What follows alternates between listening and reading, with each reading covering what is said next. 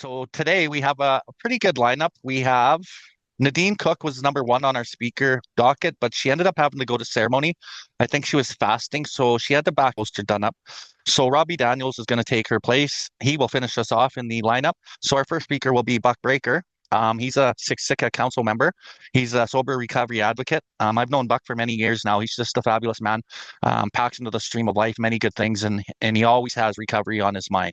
We were having a chat earlier today about like what him and I have done the 12 steps, aspects of our lives, how they ground us, how anything can come at us and it doesn't take us out, doesn't take us down. And it's just been a gift to be an addict and alcoholic and to have story 20 minutes or less. Second speaker is going to be Bobby Tady. So Bobby, I'm going to read his bio here. Traditional name is Good Medicine Carrier. I am from the Sahatu Treaty 11 Dene Northwest Territory years, and one day he realized always addictions always put him in jail, and that's one of the promises of this disease, right? Foster homes, group homes, corrections. It was a hard life. In 2020, he decided to change who he was completely, and he never looked back. And is alone. And so Bobby, I've known him for probably a good 5 years now, and nothing but an inspiration to me and to many people in the world. And I know he dedicates his life to helping people. He just got a new job at the Alex, and he's going to really kick his partner. I'm going to read Augie's little bio, and then I'll give you my little spiel. Excuse me.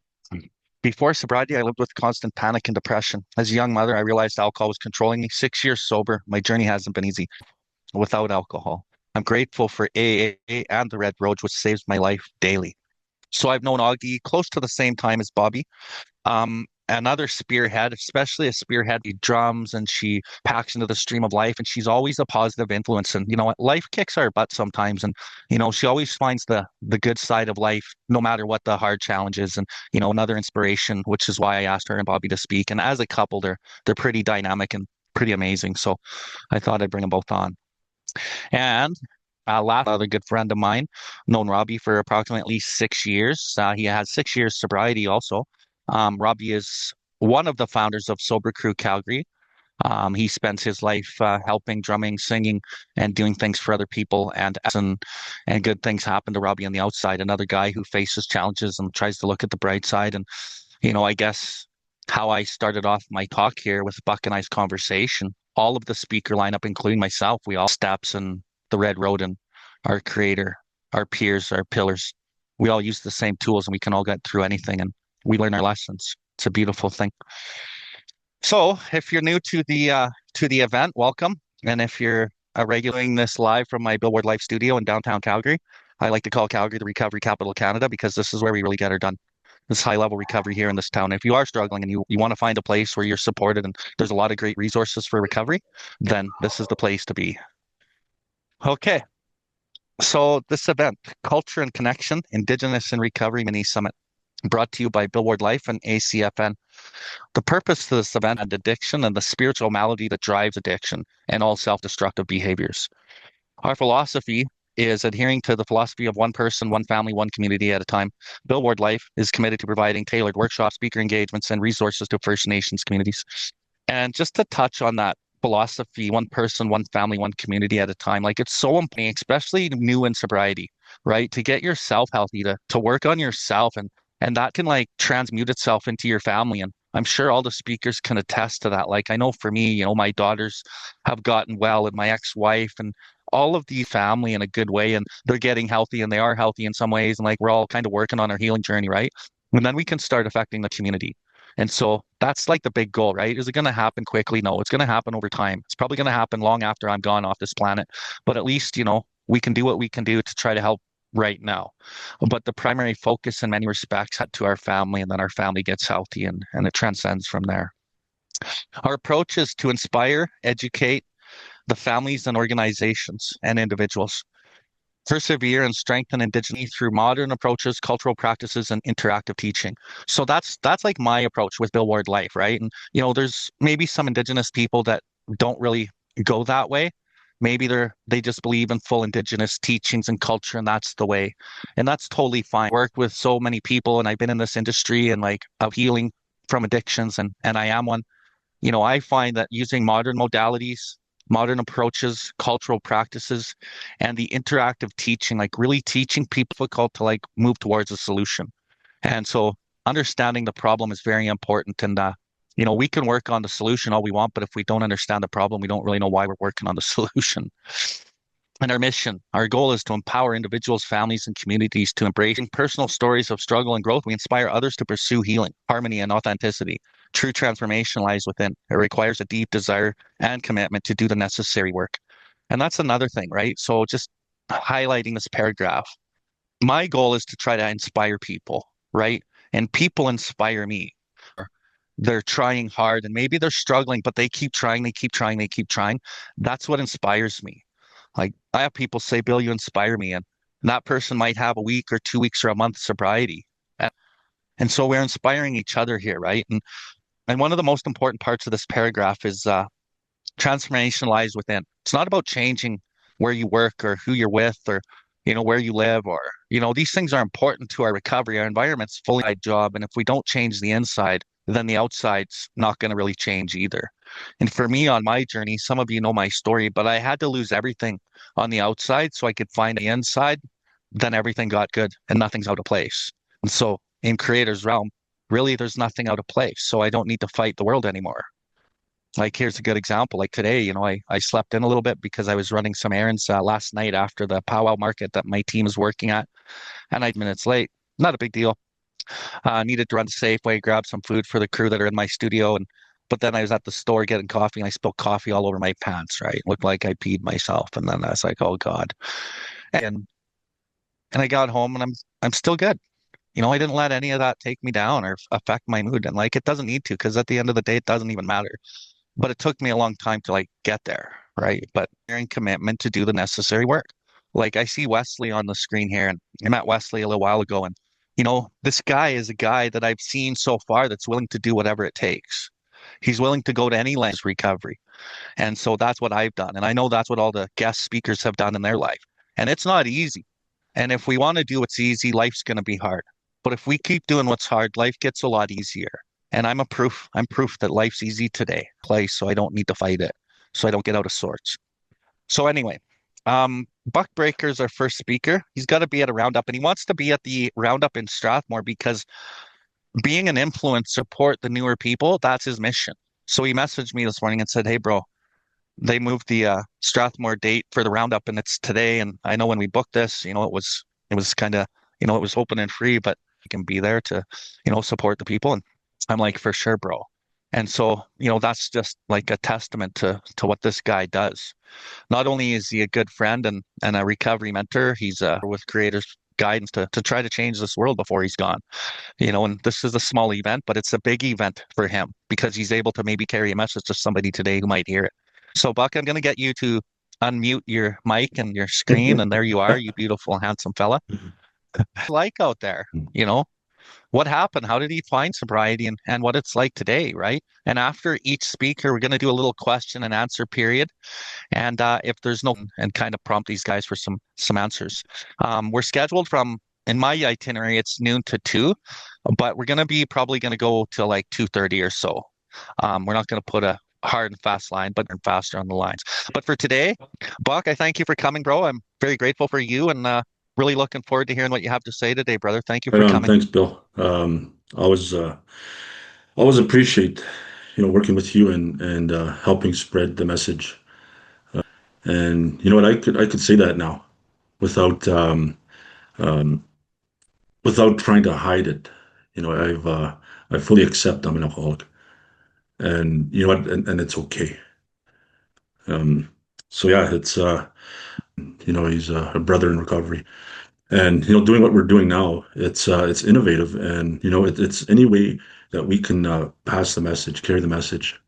And we've been silent so long, so any way that with anybody, I jump at the opportunity. Plus, it's disrespectful to refuse. So yeah, my journey. This July 22nd will be 13 years that I've it hasn't been continuous sanity because life isn't a yellow brick road when you put the substance down. But it's because of a 12-step fellowship program. I haven't been able to live this. Share our story. We share what it was like, what happened, and what it's like now. I'm not going to get into the drunk log, what it was like, because I think we all know what it was like. It was hell. It was hell. And we in recovery we say, well, he's got to hit his bottom. Well, the bottom for me, I was constantly digging, and I was digging my grave, and I still say that today. Um, so yeah, it was hell. My life got, yeah, it was fun when I was 12, 14 years old because it was risky, all that. Everybody was doing it, and I was kind of one of the ringleaders that kind of dragged people to try because I didn't want to be alone, right? But yeah, parents, grandparents, all residential. And we often hear that term intergenerational trauma. And I didn't fully understand it until I got deeper into my healing. And I now I understand that, what my parents felt, what my grandparents went through, it's in their blood. When my dad shares stories about him being abused and whatnot, imagine a little 6-year-old, 7-year-old, scared, um, in pain, and that's instilled in his blood, and then he carried that on, and then so that's in my blood as well. And then later on, the anger, the hate, all that stuff, it's in my blood. So um, I was born with that intergenerational trauma, even though I didn't experience it. To me, I carried it with me. It wasn't until I started getting into alcohol that all those emotions came out, and the anger and all that. And I was a violent guy. I would a lot of fights. I was always with not bigwigs or munya. So, that's so life always got worse. Get into relationships, a failed marriage, and all these times I didn't know who I was hurting, and I didn't care. I didn't give a shit, right? My parents, my sibling, my sister's on here. I thank her for tuning in. My kids, ex-spouses. I was hurting a lot of people, but that next drink. So they say there's a lot of yets in addiction that eventually there's a yet list, and the more you stick around in that addiction, that pattern, those yets are going to be crossed off. I didn't lose my job yet. I didn't lose my drivers yet. I haven't gone to a car accident yet. I haven't been in a hospital yet. So all those yets, the end of the when the smoke cleared for me, all those yets were crossed off. The only yet was I haven't been to the morgue yet, and that's for me. When I realized that, I got to make a change. So my last time over, you know, coming 13 years ago, I was planning my suicide. That's how low I had no job, no license, no family. When I mean family, I mean, marriage or whatever. Living out of my parents' house, couldn't rub two nickels together. I thought, what, this place would be better off without me. And, I had it all planned out. I was going to jump in a vehicle and go drive in front of a semi, just to make it look like an act lie growing up saying, who's your dad and what happened to him? I didn't want them to have to explain if I put a noose around my neck or pulled the trigger. I didn't want them to. So I had a little bit of, a little bit. But I've been trying to recover for, geez, 25 years. I've tried over the years, and I was too young. I wasn't ready. But so the rooms and the people planted the seed in 2000 or 1998 or 99, 2000, one of them, I think 2000. But I was in Lethbridge. I was living out of a hotel, and that was it was a noon meeting. My boss at the time, because I was on a bender with a company truck, company card, company um, fleet card, phone, all that shit. But I didn't go to work until Wednesday, and I walked into the office and the shop, and I said, you know what, I think I'm done. I have a drinking problem. Opened up his desk, and he pulled out the blue book.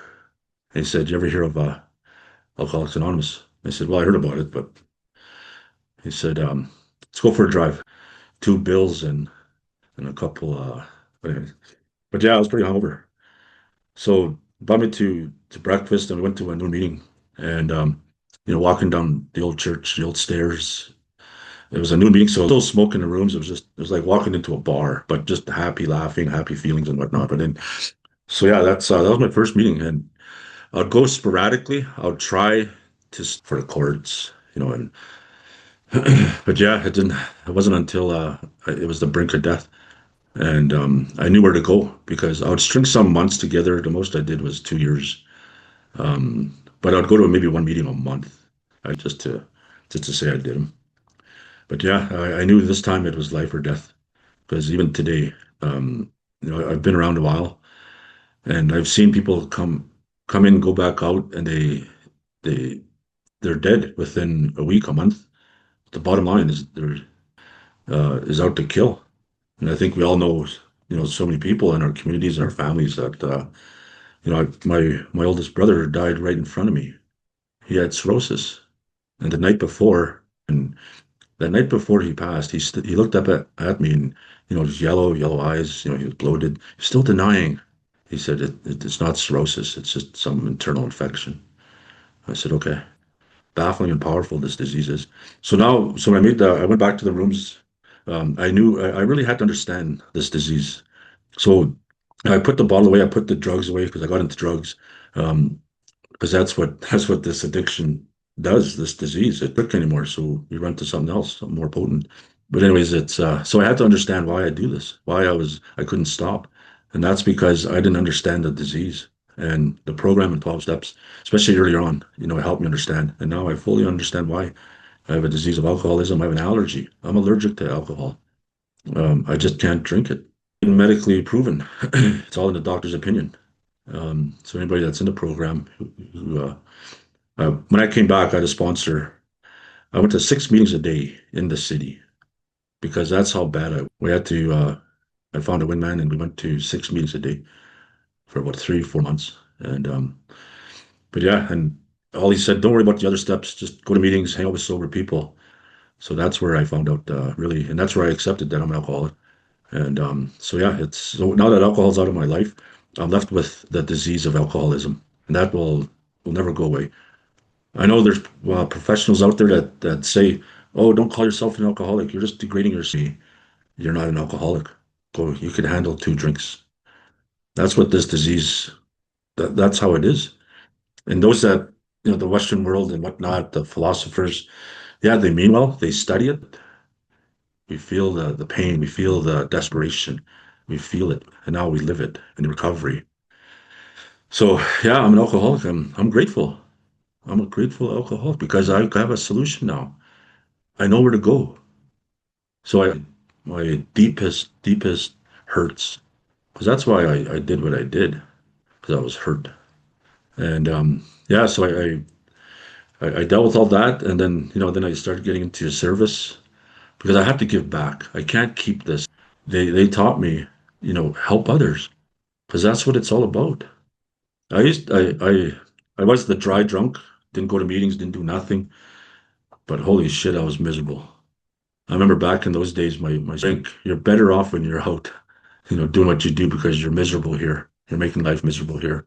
So, so I knew that difference. So on this healing journey, I knew I have to do the work, a lot to it. There's a lot of work, as Bill mentioned, I got to do every day.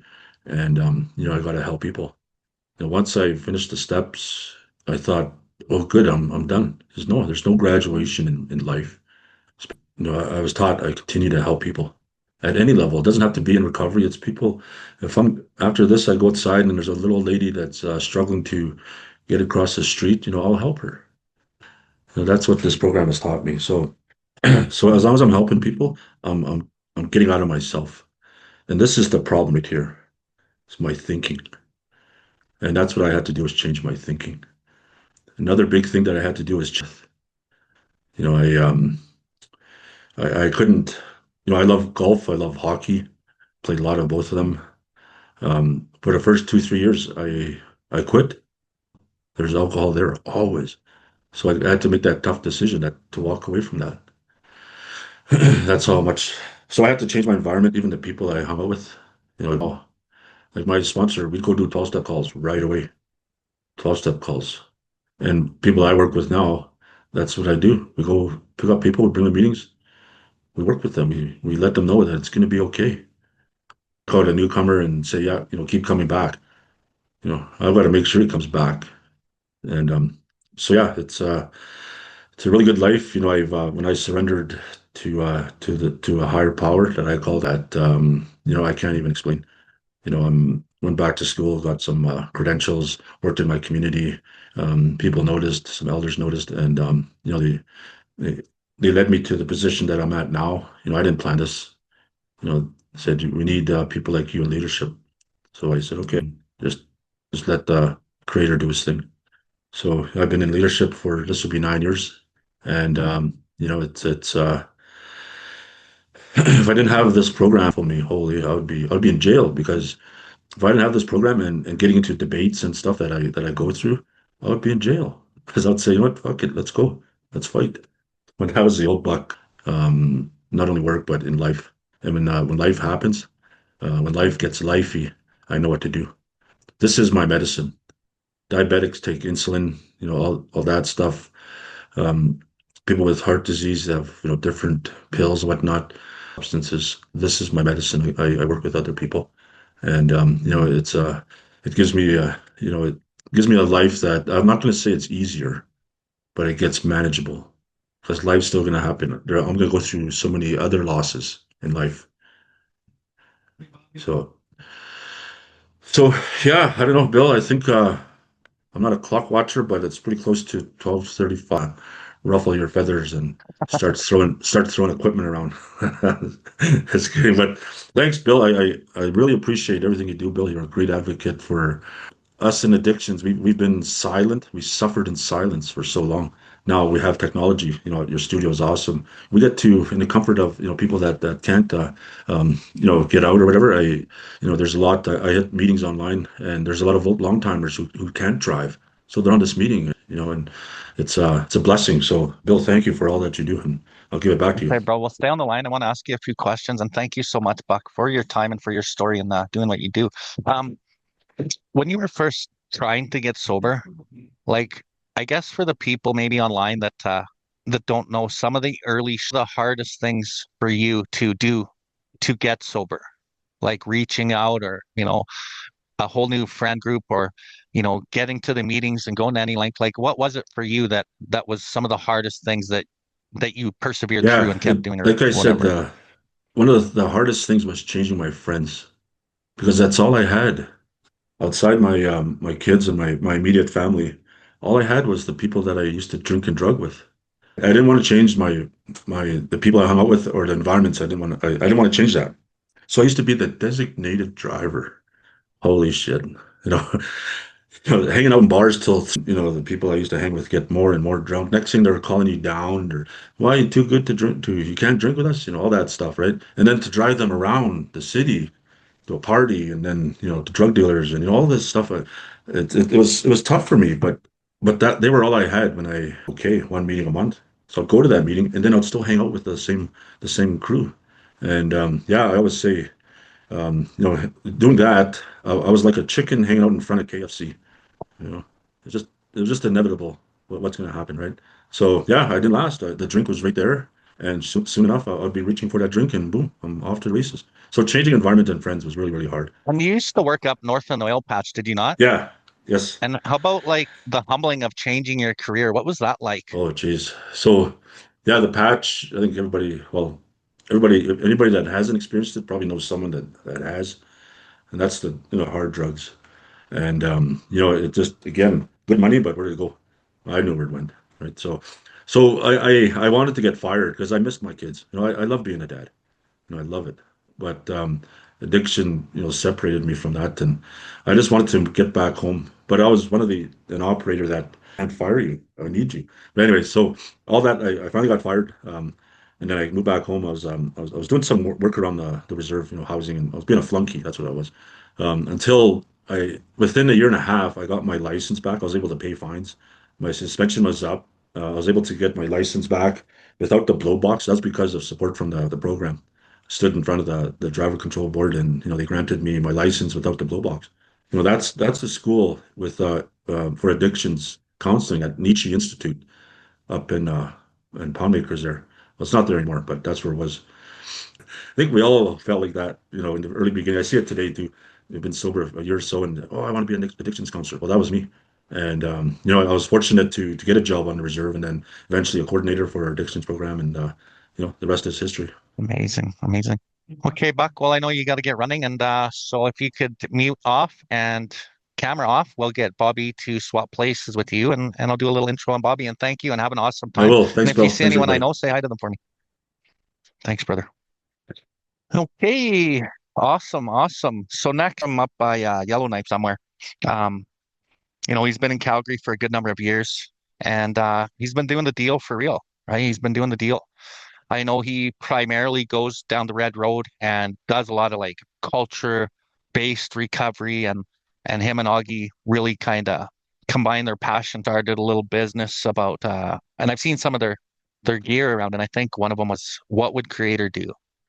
And so that's the kind of guy Bobby is. What would creator do is kind of always on his mind as he walks through life, and I'm really excited to hear what he's got to say today. Always a first. So Bobby, if you can camera on and unmute and do your little thing, bro. Love that you're here, and thanks for coming, brother. Awesome. Thank you. Thank you. My name is Robert Tady, and I am originally from Delaney, Northwest Territories, Satu, and I'm North Slavey Dene. And so years old, and it was mandatory for me to go because of CFS was involved. So I remember the old timer was telling me in the rooms because it was mandatory for me to sign like the paper twice a week, and they were telling me, or the old timer asked me if I know what the steps mean, and I was like, no, I don't. So just give it a read.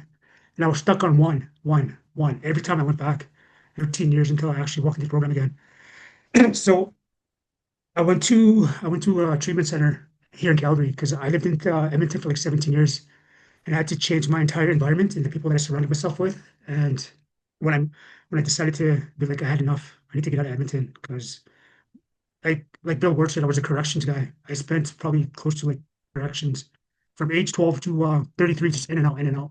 And so you can say I was institutionalized. I was used to being in jail. So when I finally got picked up for the last time was uh, April 5th of 2020.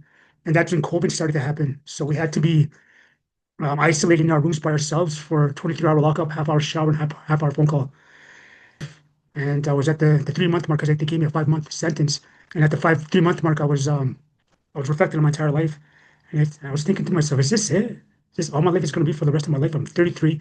I have nothing to show, and so like throughout my entire life, people always and because I remember there was a name for me in my hometown. In my language is Dineshine, means little bad kid or little hellion or whatever. And I lived up to that expectation because they called me that, right? So I thought it was cool, right? And in reality, I was programmed into thinking that, right? So I lived that life for like multiple years, 20 plus time, and foster homes, group homes, and corrections from there on, like year after year after year. So I was passed around like foster homes because I was beating up either the foster kids or the foster parents' kids because they make fun of me because I'm Indigenous, right? So I always retaliated. And so at the 3 month mark, I prayed for the first time when I was in the corrections. And I'll always remember the day because I felt so emotional. Like I actually felt something that I just want to release. Bring somebody into my life to help me with my addiction. I cannot do this anymore. And this is what Bill Ward always says, the God shot. And I use that in my stories too, because it is a God shot. All the little gifts that Creator gives you, you'll see it. Like, oh, like the eureka moment. And me like beeline towards my room. Because usually in the corrections, you have to put an application to see the addiction counselor and wait 2 to 3 weeks. But when I did that prayer and she came 2 days later, I was like, oh, thank you, Creator, And she knocked on my door, asked me if I wanted to talk. And I was going 100 miles a minute. And she's like, whoa, whoa, slow down, slow down. I'll just take you to my office and a mask. And I spoke to her for like 2 hours. And I just let it all out. Say, I cannot do this anymore. Like, my kids don't even know me. And I'm 33 years old. I have nothing to show but a big stacks of charges that my addiction always brought me to. So I really wanted to change something. So I asked the addiction counselor, can I leave? Can I go? Could you find me a treatment center outside of Edmonton? Because if I that I know, we would reminisce and have the good old days, and then be like, oh, let's go, let's just leave. So I was really blessed that she came into my life. And that's when I knew prayers actually work. So she found me a place in a treatment center that I really appreciate. That's where I had my spiritual awakening from doing my steps. Step four was the hardest work, but what I'm grateful for is at that last part of the step four is what was my part in it, right? Everything was me, me, me. And I see Maria on the live here. She was the one who always said that was selfish. That was selfish, right? She always pointed it out to me. So I finally realized that I am selfish. I was only thinking of myself. I wasn't thinking of my kids. I wasn't thinking of my family. It was just me. It's like, what do I get out of it? And I got sick of it because in reality, that's how people would see me, right? And I didn't want to be seen as that anymore. So I grew up I grew up around addiction. From I live in a small town of 600 plus, and it's a dry town, and it's rare that you see alcohol. So my great grandparent, they would make homebrew, and I would smell homebrew in my house all the time. And so so it started from there. I drink their leftovers and get drunk and all that stuff. So progression is a serious thing because I started off with marijuana at like 7, 8 years old, and then alcohol. And then in my teens, I moved to Yellowknife and started my crack addiction, my cocaine addiction. And it's expensive. It's really expensive. And so, of course, I have to do something criminal, as always, to get some more money to buy drugs or alcohol. So that's where my career in the criminality mindset started to really set in because this is all that I know, right? This is all that I know. But in reality, we can learn a lot more, especially about sobriety. And that's what I did. So I moved to Edmonton when I was 18, back in 2025. And coming from a small town, moving into a big city with liquor stores on every block was like, it's like finding treasure, right? And of course, addiction will bring you to places that you think you would never be, but eventually I got to that place and I was introduced to meth, and that's where it really took off. And I was on probably meth for like almost 8 to 9 years, and then I started doing IV use because I was convinced from this girl saying that it's going to make you feel really good, and I tried it, and I was hooked, right? And so the day I got picked up, the last time I ever got picked up was April 3rd or April 5th, sorry. And I was doing like the reason why I got picked up was because I did my IV use and I didn't feel the effects. Like it made me sober. So my tolerance was really up there. And then I started thinking about because I started selling dope just to support my own meth habit. And fentanyl was the main thing that I was sold. So I started thinking about what if I tried just a little bit because meth isn't doing it for me anymore. And that's what scared me. I had to shake my head. Like, don't ever think like that. So so that's the reason why I went to go because I wanted to find another thrill. So I went to go.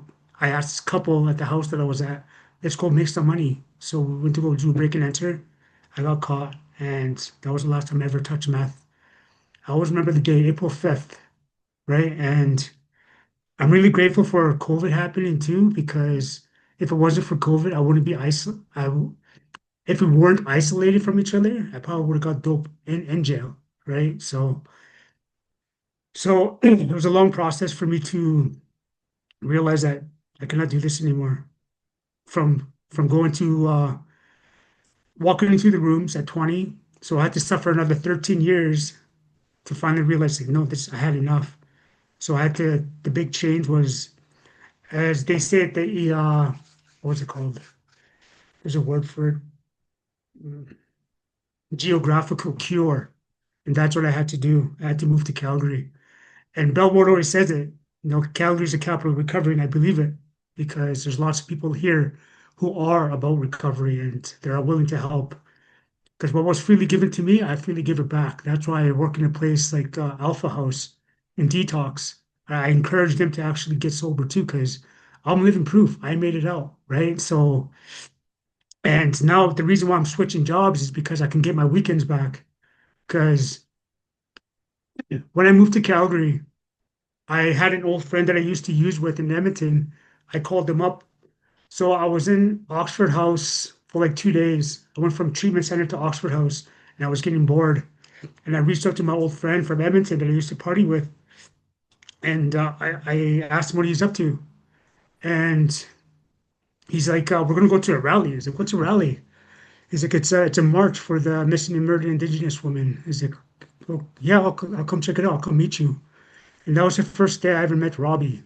And I'm grateful that he's here today and that he's going to be talking about his story. And if it wasn't for him, I would have been introduced to the drum, because as soon as we walked into we're meeting the group, and he asked me if I knew how to drum, and he gave me a small drum to start with.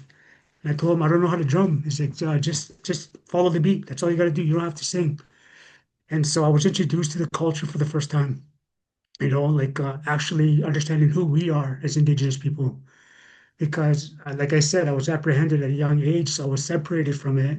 I was colonized and institutionalized, and I was ashamed of being brown. But when I moved to Calgary, I'm really grateful for Calgary, actually. Treaty 7, Treaty 7 people are really, they're gracious and they're welcoming, and they want to encourage you to understand the spirituality of the culture. And I'm really grateful to actually be a part of this, Bill Ward, and you inspire me too, And and I always tell the clients when I go to detox and I speak about my story, I always tell the clients that you're not only learning from me, I'm learning from you guys too, because it's vice versa. We're all learning from each other. So it's better. I always tell them it's about fellowship. We all work together. One falls, we all pick up each other. I'm grateful for that because I've never had that before. I was more encouraged to be the life I used to live. I was encouraged to be criminal, not care for each other, not just be shady towards each other. You can't even fall asleep around bros without them going through your pockets. It sucks. That life sucks. And I'm really grateful for the life that I do have now. I'm really grateful for my partner Augie too, because she encourages me to stay sober. She keeps me on this right track that I need to be on. And yeah, she has a big heart like I do, and we all work together, right? And she helps me through when I'm depressed because we all go through ups and downs, but she encourages me to like this will pass, right? And I'm really grateful. Is that time? That works, Bobby. Really great share. Thank you. Great message, my friend. You've come a long, long way, and it's very evident. Very evident. Augie, can you shut that volume down, please? Um, Bobby, as you were kind of talking about like being apprehended and, not really knowing, what your path was, what your culture was, going to jails and having a big, stack of criminal record. And when you finally had that revelation, like, what am I doing in my life? Was that sitting in jail? I was sitting in jail, yeah, because I had And to, like I said, for 23-hour lockup by myself. So I had to really, because you read book after book after book, you get sick of it. So I started thinking about myself, and is this it? This sucks. Is this gonna be the rest for the rest of my life? And the one thing that really scared me was that I don't want my kids to be in here with me because I saw father and son doing time together, rooming together too, and I didn't want that, right? So yeah, it's just that it's not a so good did feeling. did you make that decision right there? And did you know at that moment that this wasn't going to be your life anymore? Or was it was it like, well, I don't want this to be my life, but I don't know how to not make it my life? Where were you at with like trying to find a path? The hardest thing to do is ask for help because I'm a man, right? Living in this society, a man doesn't ask for help. We can do it alone. But eventually, you gotta say, okay, yeah, I'm gonna put my ego down and ask for help, and just ask, how can I do this? And that's why there's a fellowship, right? Like you inspire me too for having stuff like this, something to strive for, something to do better, right? Yeah. Yeah, and we all have our mentors and everyone inspires us. And I think, I remember years and years ago, you had sent me a message, or maybe it was on Facebook, or I don't really know, but you had said something about how I inspired you, and I was just thinking, I'm like I don't really know how, but I was happy to hear it. And like, back in those early days of me getting this stuff going, like it was guys like you that would, say I was doing the right thing, that like really helped me like push what I do, like with the podcast and all the stuff that my business does, because it was very, very scary, right? To like Yeah. quit my career and do all this stuff. So, I want to thank you for that. Um, what's your relationship like with your kids today? It's really good right now, and I'm grateful for Snapchat because that's one way to get a hold of them. So I'm really grateful for that. And the sad truth right now is my son is in jail. He's following where I've been, and all I can do is just pray for him, and he has to learn on his own because I can't just tell him quit doing that, because it's not gonna work. Because it different didn't work for me. Definitely didn't work for me. But all I can So do when is I just pray for him. when I started off the session today, I talked about one person, one family, one community at a time. You can resonate with that, eh? Oh, definitely.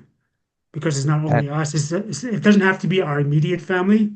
You can make your family outside of the family, right? and you don't know when your son's gonna get it, or if he's ever gonna get it, right? And you know, there was a period of time with my kids where they really disliked me and me being in recovery because I was changing so much, and they wanted nothing to do with it. But then years later, they asked if they could do the steps actually, and you know, as a result, like here we are 10 years down my recovery journey, and like we're all getting along so well, and my daughters are following some culture and my ex-wife's doing some steps, and like it's just an amazing thing how one person can work on their own spiritual health, and people see it and then they want some of that, right? and Yeah, they'll ask and questions for sure. yeah, And I and know your in my son's heart gonna see your character. exactly because he calls me and he said, "Yeah, I'm gonna get sober when I get out. I'm gonna get sober when I get out."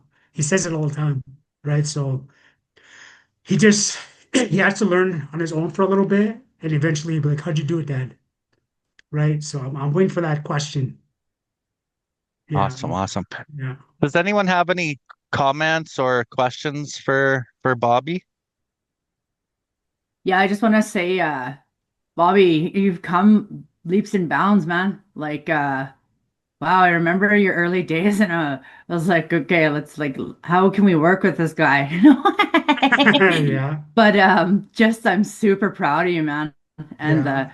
like, yeah, like it brings a great joy to my heart to see you striving and just doing your own thing in your own recovery, and helping others and just being there, man, because that's what it's all about. And I'd just like to thank you for sharing your story, and it like warms my heart more than you know, man. And I'm just super proud of you.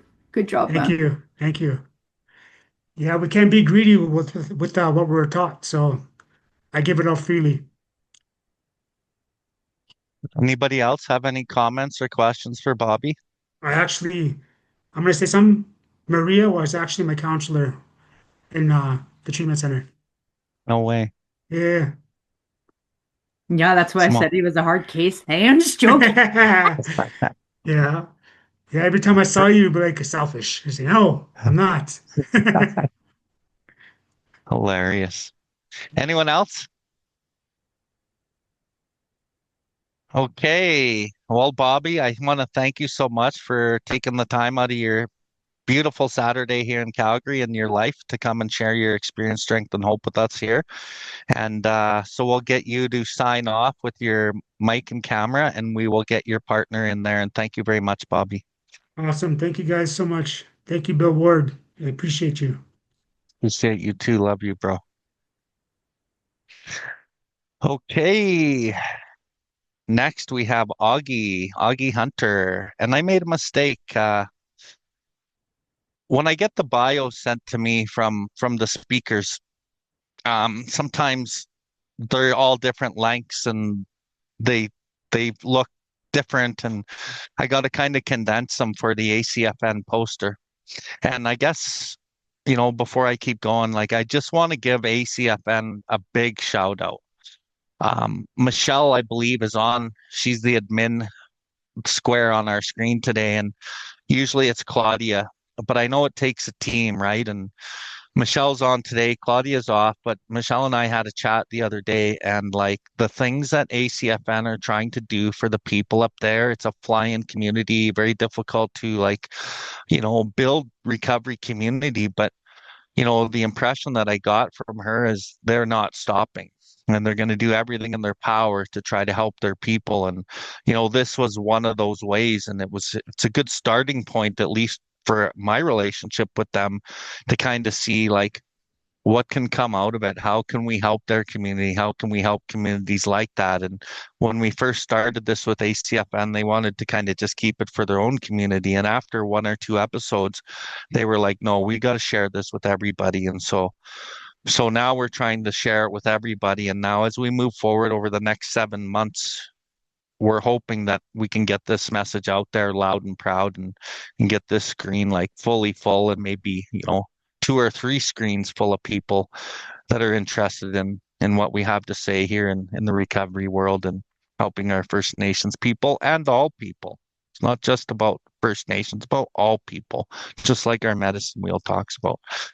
But anyway, when I got Augie's bio, I had to shrink it down. And the quickest way for me to do that was throw it in the chat GPT. And so it spit it out. I put it back in, spit it out. I got it to like kind of where I liked it, and short, sweet, and good for the poster. But sometimes when you use technology, it makes mistakes, right? And so it kind of made a big mistake. And as I was reading Augie's bio, it says as a mixed Indigenous woman. And then when I was talking to her about 20 minutes ago, she had let me know I'm not a mixed Indigenous woman. And I'm like, I didn't think you were. And anyway, so just to clarify that, she's full blood from Stony Nakota. And I'll let her kind of clarify that more, because I know there's a bunch of bands out in that area.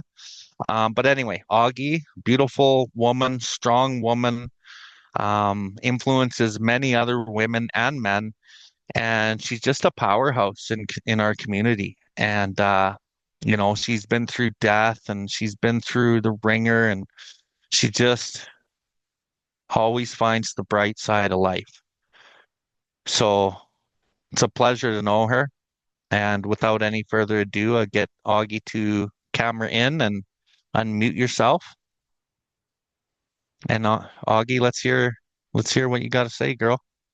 All right, Amboa Stitch. Good day, everyone. Oki, Tanse, Danete, Danetara. I'm Augie Hunter. My native name is Umbe Shawiya, that's Red Wing Woman.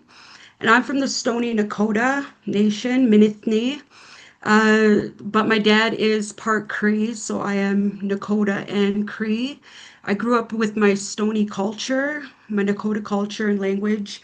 And looking back on my addiction, looking back, this September will be 6 years for me. And, it's been quite the journey so far. And I remember the day that, I decided to take that first step, to admit that, I'm powerless over alcohol and drugs and prescription medication, and I needed help, right? My life had become unmanageable. I lost control of my life, right? And I just remember that day like it's yesterday, and I share it all the time at work. I work at Alpha House Detox. And when I share my story, I tell them, I've been through a lot. Like my trauma, it stemmed from childhood. As many of us, a lot of our traumas start when we are young, right? So I have gone through a lot as a child, and, going through watching family members around me in addiction. My dad was an alcoholic. He lost his life to alcoholism. He had pancreatic cancer. So he died when I was about 12. But my parents split up before that. I was still a kid. I was about 9 when my parents decided to split up. And that was a really hard change for me, to one day having my parents both together and the next they're not together. So it was something that I really struggled hard with because I really loved my dad. And losing him at such a young age, like I was 12. And those are important years to have your parents around. And just losing him, it just sent me into this anger. I was so angry and sad. And, I think that's where a lot of my getting in trouble in school and, starting to commit small crimes here and there. And, you know, I was, uh, I was very angry and aggressive when I was younger. And, but, I tried when my grandpa passed away, I did try my best to try to turn my life around, try to be a good kid. And I managed to push myself through high school and I barely graduated. And but that still wasn't enough, right? Like even being on the reserve, jobs are limited and everybody around you is drinking and using and eventually I finally caved in and I started dabbling with it, right? Like I did try, some alcohol when I was younger, a kid, because I did get apprehended. I was in the child welfare system, so I got passed around from group home to group home, and that was really hard for me too, being away from my family. That's where my language, my culture, all of that was like stripped away from me, right? Because I was being placed in non-Indigenous homes and trying my best to like fit in these schools where most of the kids are all white kids, right? There is very little Indigenous kids in these schools, and it was really hard. I've been through a lot as a child and a preteen and a teenager, and by the time my addiction really took off in my 20s, I did not realize how much trauma I had until I decided to turn my life around, right? I almost lost my life many times in addiction. I lost count of how much times I overdosed, and I am a survivor of almost being murdered as well. And that's one of the things that really I didn't realize that I was really covering up and that caused me a lot of trauma and trust issues with all the people around me, right? Because as a child, I was, I went through some abuse and both physically and sexually, and it just caused me to not have trust for anybody around me at the time. And my addiction just spiraled.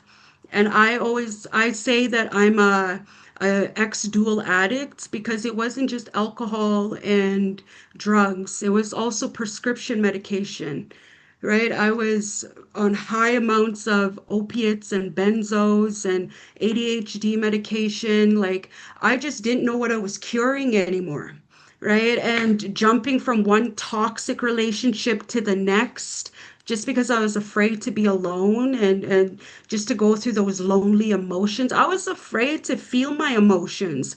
That's why I used so much and I kept covering up so much. And but when I decided to turn my life around and take that first step and admit that, yeah, I lost control of my life. My life is not manageable anymore. I ended up I moved to the city. I left the reserve when I was 25 years old. And I told myself, maybe just getting away from the reserve is going to fix everything. And when I left the reserve, nothing changed, right? I was still in addiction and I brought that with me to the city and it just spiraled even more. And it was really hard for me to try to figure out, like, just to go through the emotions that I was feeling and even to heal from my past traumas. It was really hard for me to do that. And here in the city, even I got evicted from my house so many times. I would get a place trap it out, and then I would get kicked out again. I would get evicted, and then I'm back out onto the streets again. And this cycle went on for years. And, looking back now, I see that because of the abandonment issues I had as a child, that's what caused me to keep on jumping into one toxic relationship after the other, is because I didn't want to be alone, right? But when I decided to finally turn my life around, get off the streets, and I remember that day like it was yesterday. I remember I was angry. Like I would always wake up. I was sick all the time. I didn't know what I was curing anymore, whether it was the liquor or the drugs or the pills. It was like I was always sick all the time. And finally, I just said, you know what, that's it. I had enough. And I remember that day I was walking and I was angry too.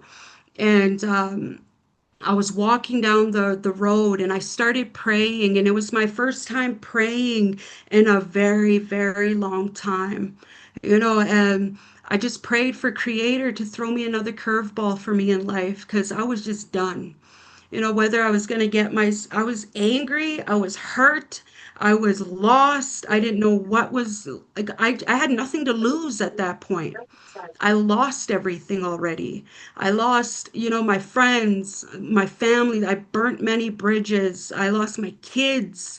I lost all my rights to my kids, and I lost my home, my income. I was losing my mind because I was going into psychosis. And finally, I said, you know what, Creator, if you have another curveball for me in life, throw it right now because I'm done.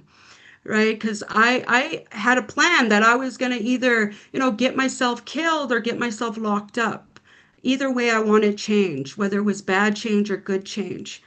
And literally, not even 5 minutes later, my mom was right there. And that was the first day I believed that Creator was listening.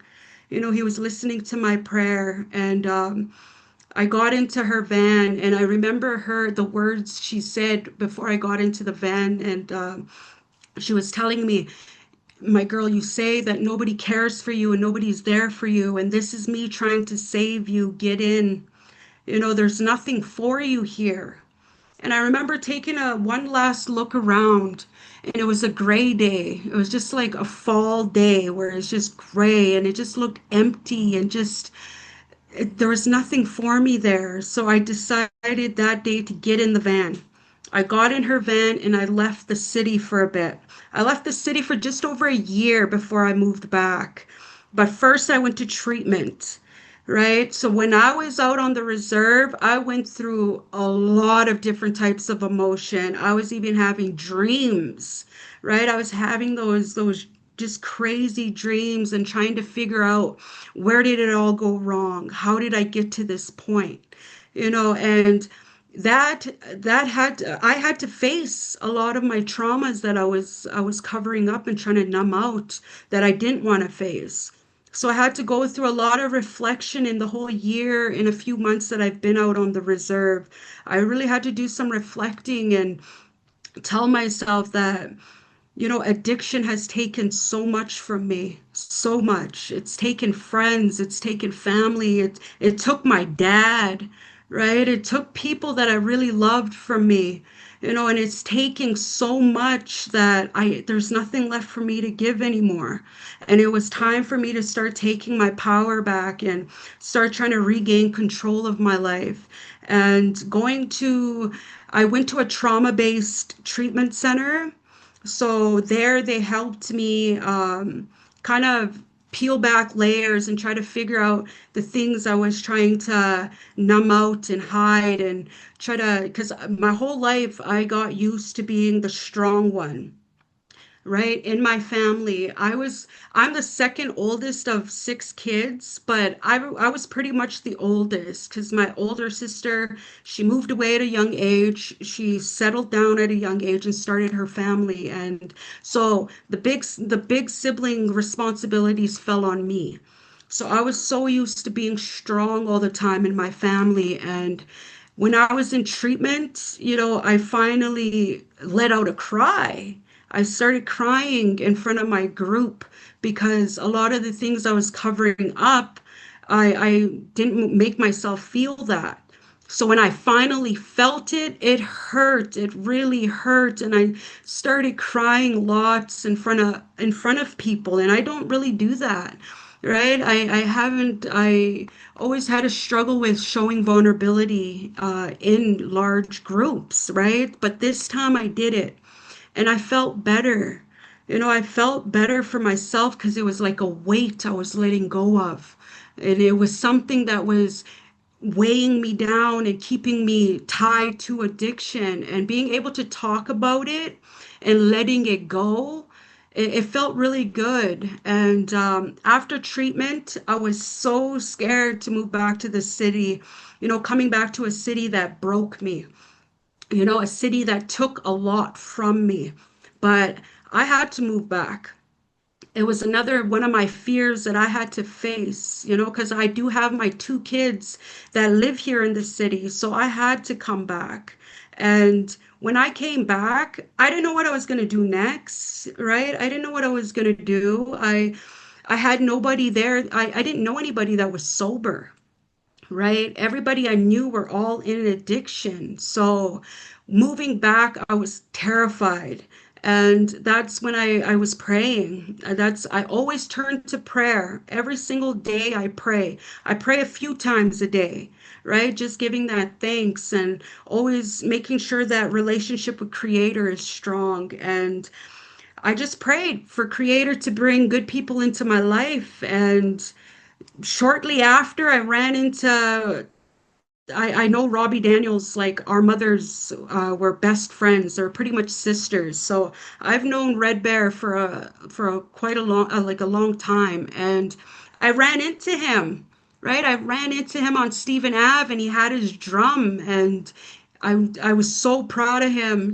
Just seeing him turn his life around and staying sober. Like it was really an inspiration for me on the reserve, because I was watching, like I was seeing everything he was posting online on Facebook.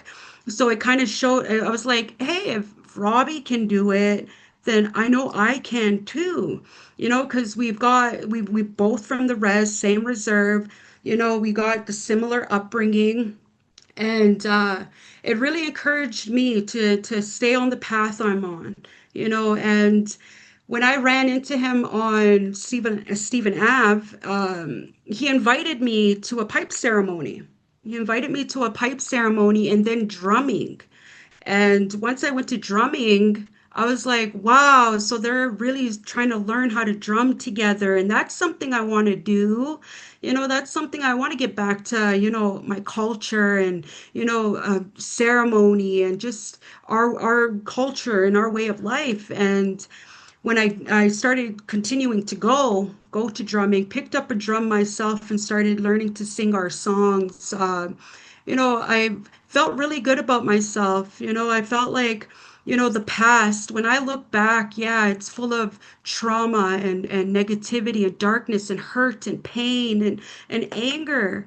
But when I look forward, I don't want that to be my future, right? Because addiction has taken so much from me, and holding on to all that hurt and anger got me nowhere, right? It got me nowhere. I burned a lot of bridges in my addiction, and coming into recovery, I had to start learning how to make an amends, rebuild bridges, and form new ones, form new friendships. And we started doing a lot of drumming, and that's when I really fell in love with doing like frontline work, was when we started to do outreach, right? We started to do outreach, and we got out there and fed the people. And it's crazy how I used to say, when I get back to the city, I'm never gonna be around those streets. I'm never gonna be around those people in those places again.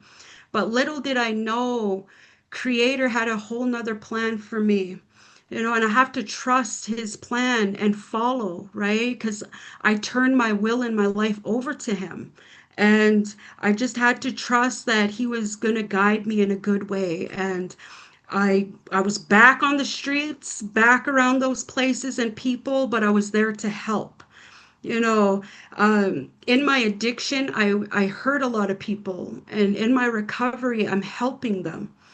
And it's been quite the journey so far. We've even gotten to travel to raise awareness about addiction and overdose, Indigenous matters, Indigenous issues that are going on. And I always tell clients at Detox that if you're going to change your life, if you really want your life to change, you have to change yourself first. And you can't do it for anybody else but yourself.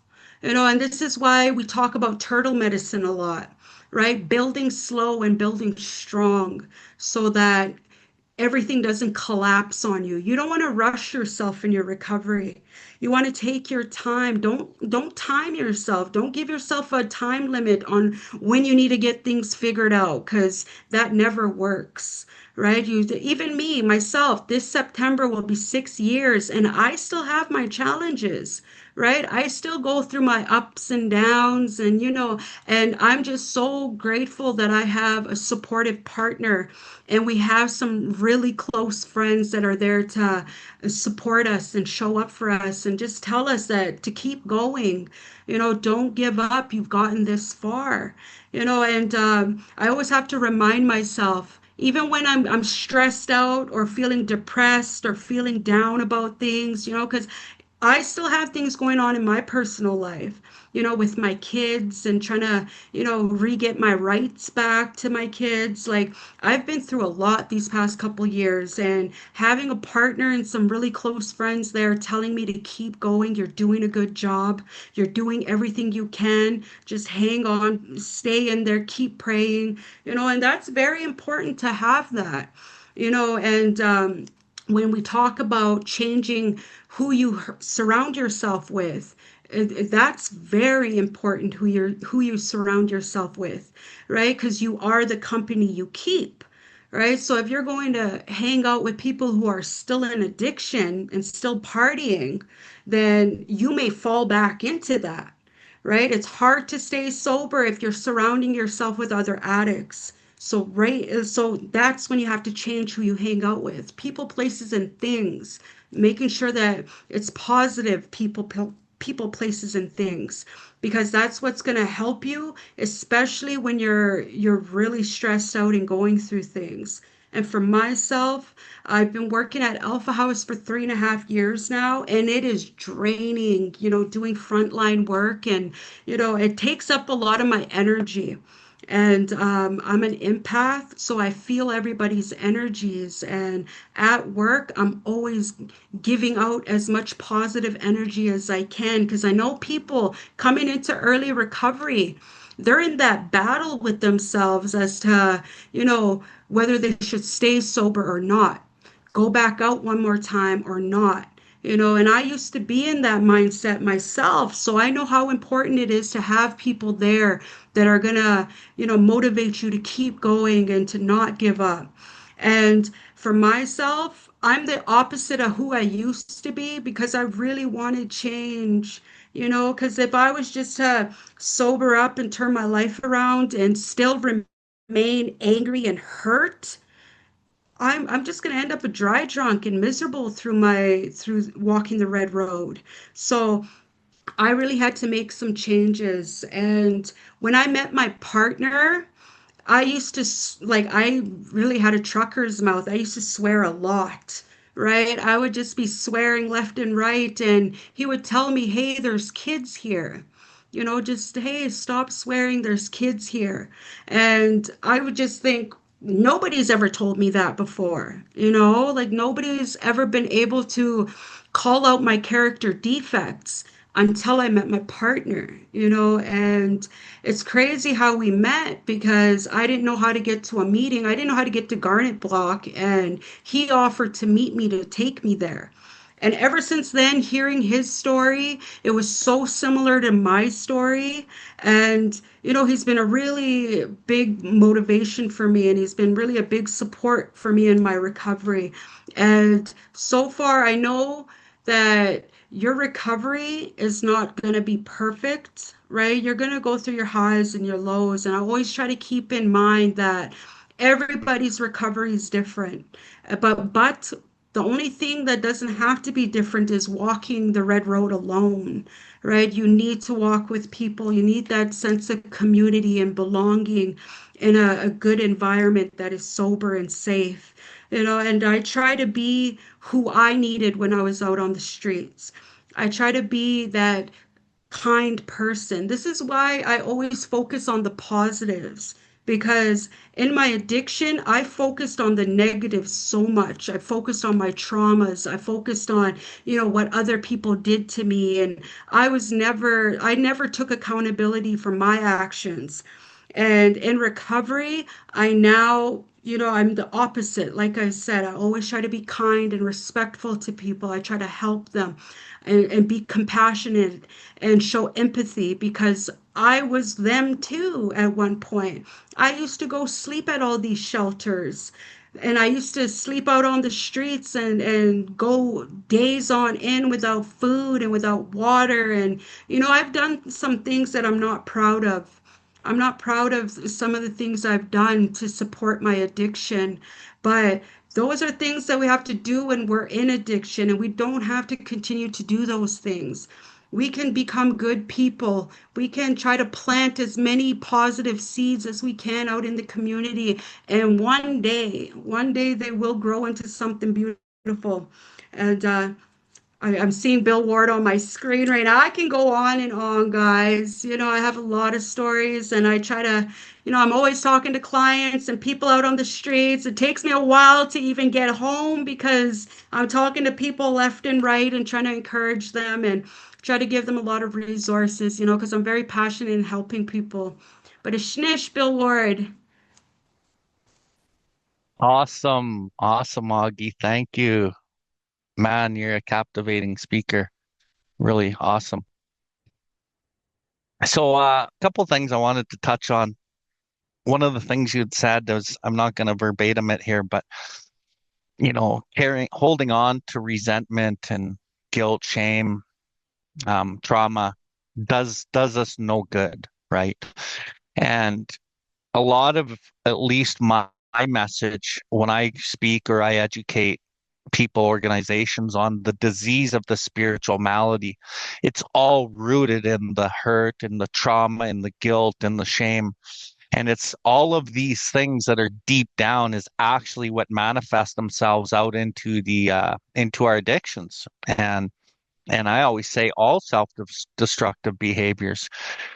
And you talked about going to treatment and doing some hard work, and it was really hard to look at ourselves in these ways and to acknowledge these like ugly parts about ourselves, right?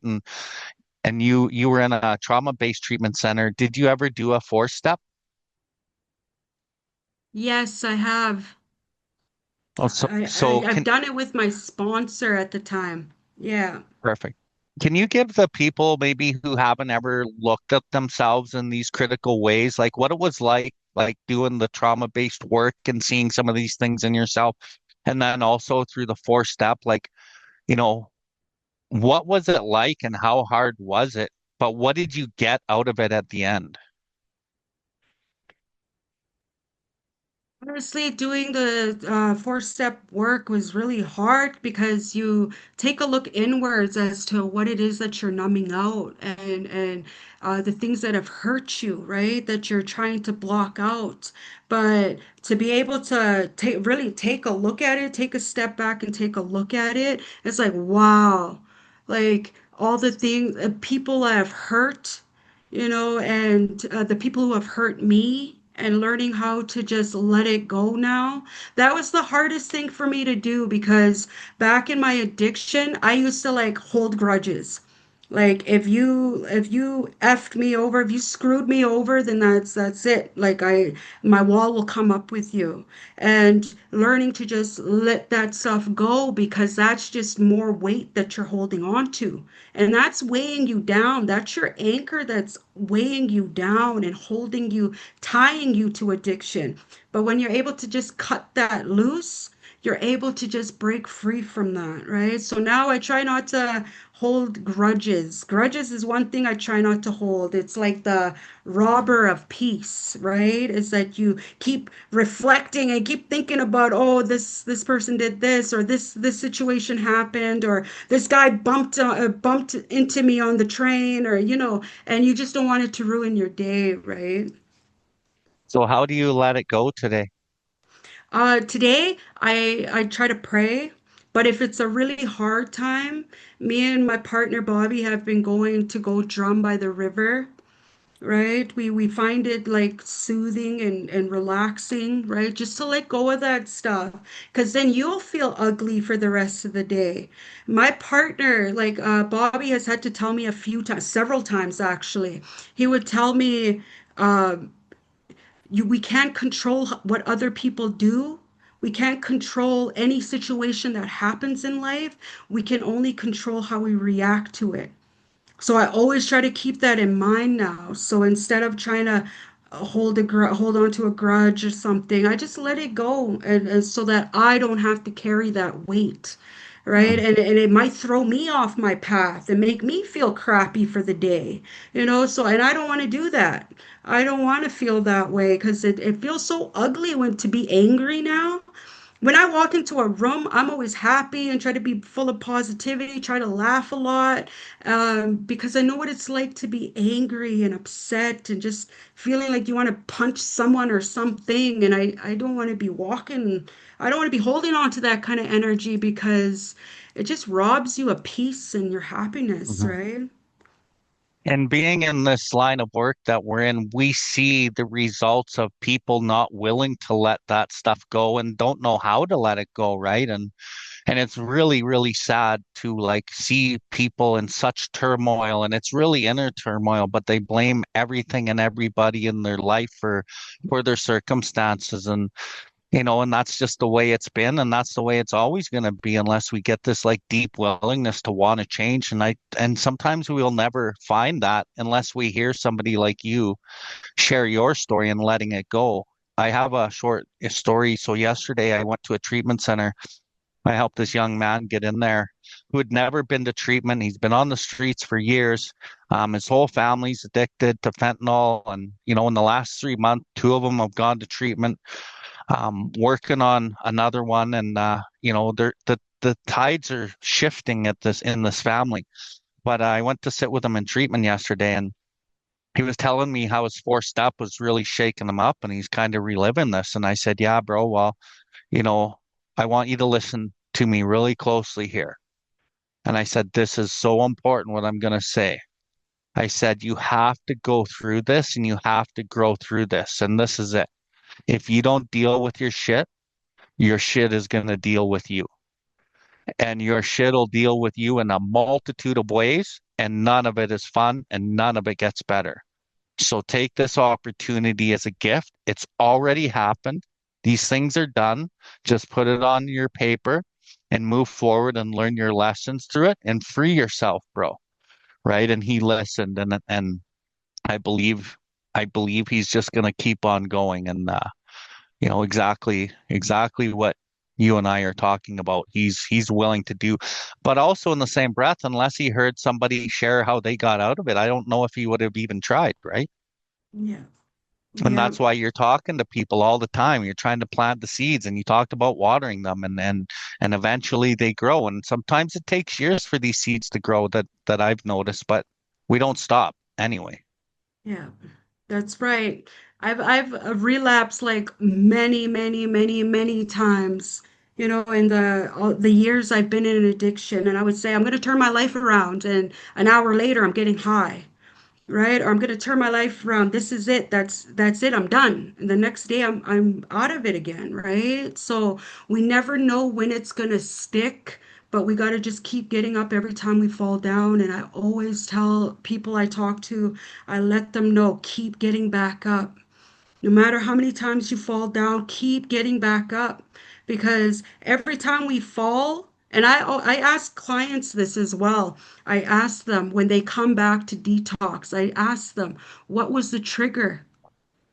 So that they're able to recognize their own triggers and that maybe when they're out again and it comes across again, that they're able to say, wait a minute, I remember this. I need to walk away or reach out, right? So I'm always asking them, what was the trigger?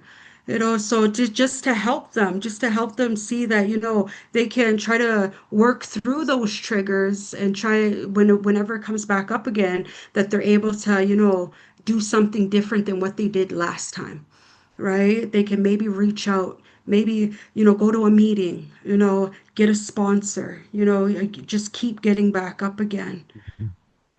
Beautiful, beautiful. Okay, does anyone have any questions or comments for Augie before we pull the pin on her?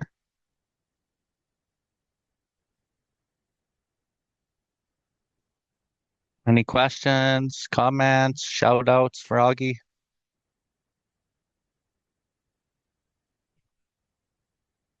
Okay, kids. We are going to let Augie off the hook now. Augie, if you can camera off and mic off, thank you so much. And we're going to replace Augie with Mr. Red Bear, Robbie Daniels.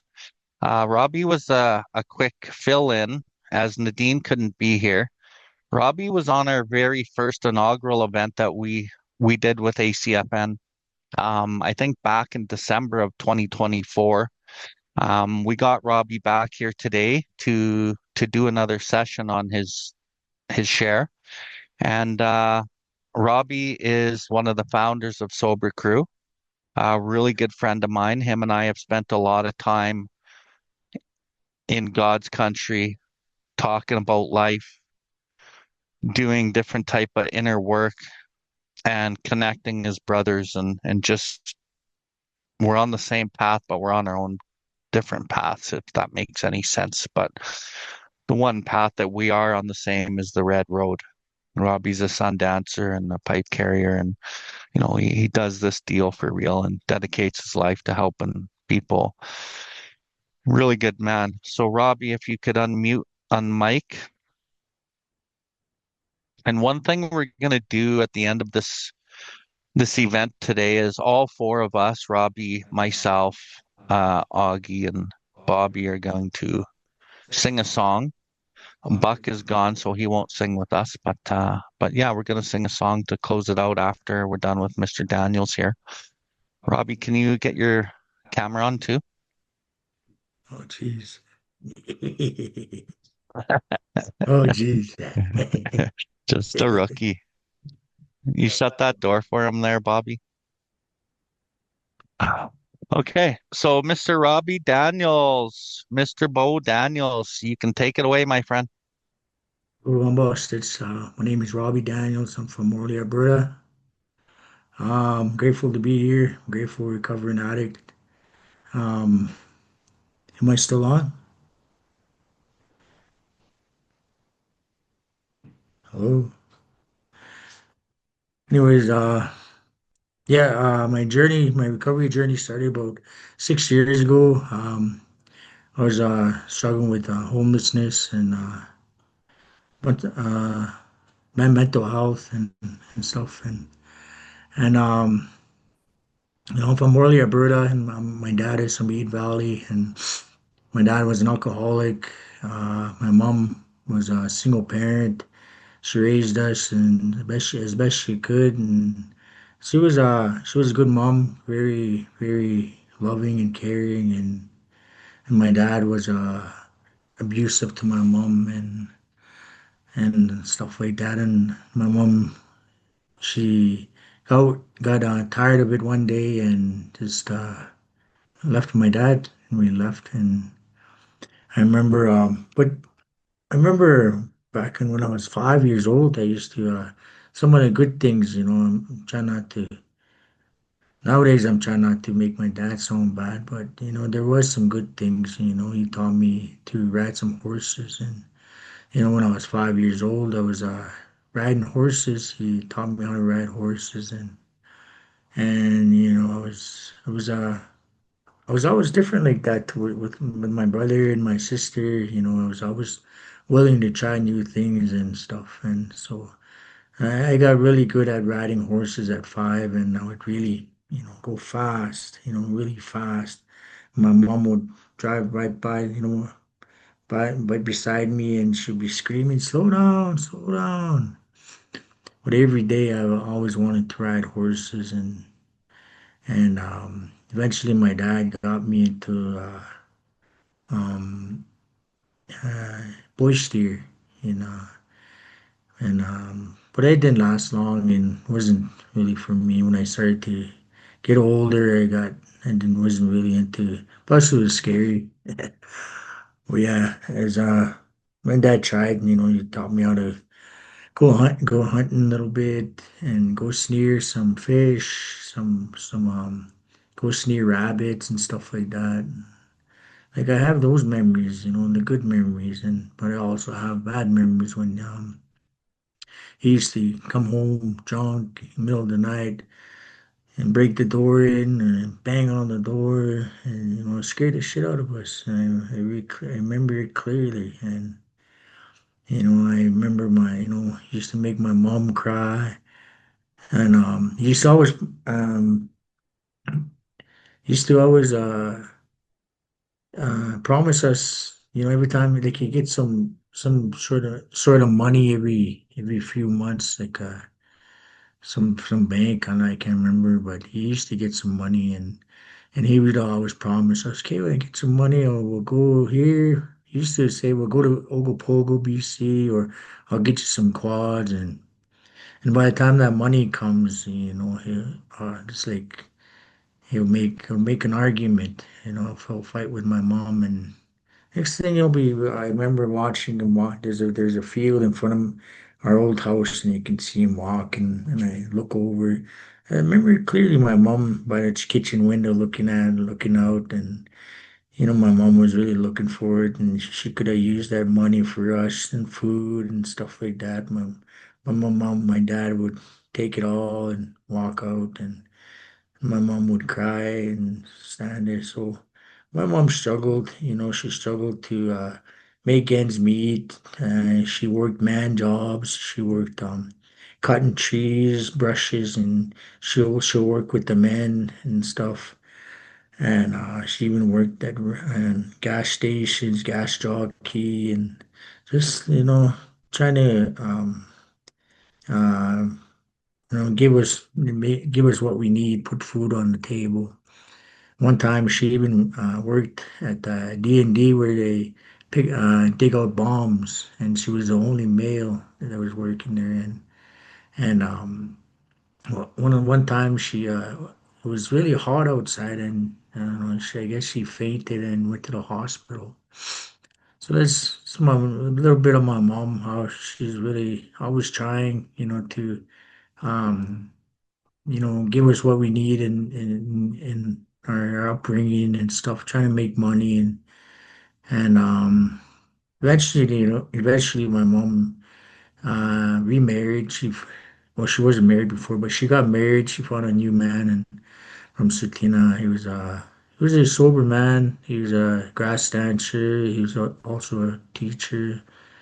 And so I was happy for my mom, and that's where I got introduced to powwow dancing. And my stepdad uh, put on an outfit on me when I was 12 years old, and put me on the dance floor.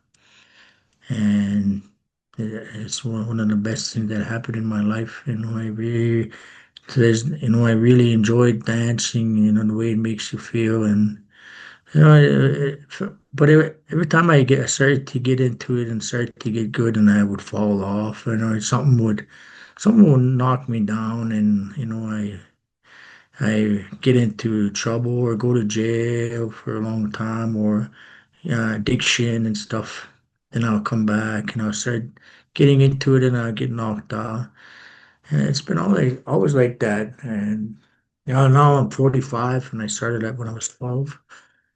And then just this year, recently, I started to get back into dancing again, and oh man, my body's different now. I'm not as young as I used to be. A lot of smoking is a big part, of of the default. What I have. It's hard. It's hard now, and yeah, other things. But yeah, and my mom remarried, and we moved to the city. And when I moved in the city, um, I I got to make some friends that were the native kids that were living in the city, and it was different, from being on the res to friends in the city, where it's kind of feel like they're always into mischief. And so not long after I started to get into trouble with the law. I started off with just stealing bikes from the front yard, and then I went to shoplifting. A bunch of us kids would go to a mall and go shoplift and stuff like that. And then I went to car prowling, and then I went to stealing cars, and then I turned out to armed robbery and stuff like that. And I first started to go to jail when I was 13, and I blacked out. I blacked out when I was drinking, and that's 13 was when I started to drink. And the first time I drank, I blacked out, and every time after that, I always seem to black out. When I drink, I just like guzzle, guzzle as a kid. I would guzzle, and then I would black out, and I wake up in, jail and stuff. This time was 13. 13, I picked up the bottle, and 13, I got a criminal record. So not long after that, I guess I broke into a liquor store with some friends that I made in the city, and I woke up in jail. And it's always, so after that, it was always like that. I would go out and get drunk and wake up in jail. And so I have a long criminal record since then, and not very proud of. And a lot to do with, I was raised in the 90s. A lot of hip hop, era was very, very, very popular back then. And being wearing big pants, and watching gangster movies was really a big influence in my life. And like that's I thought it was cool to be in jail, too cool to go steal stuff, and go steal cars, or rob people and stuff. And I didn't know nothing. I was just a kid. And so a lot of people are nowadays, and they don't know that it's later on it's gonna catch up on them. And it's just it's a way of thinking. My way of thinking now is, it's different. I'm much older.